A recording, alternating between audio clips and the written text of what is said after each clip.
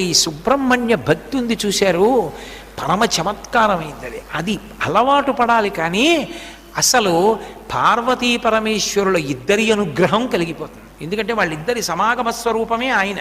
సుబ్రహ్మణ్య ఆరాధనం గురించి మహాస్వామి చెప్తుండేవారు. సుబ్రహ్మణ్య ఆరాధనలో మహాస్వామి దిట్ట.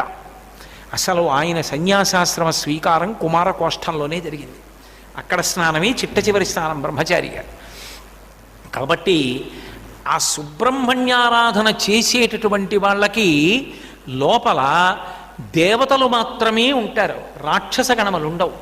రాక్షస గణములు లేని కారణం చేత, దేవతలే ఉన్న కారణం చేత వాళ్ళ కర్మానుష్ఠానం అంతా పరమభక్తి తత్పరతతో నిండిపోతుంది, పరమధార్మికంగా ఉంటారు.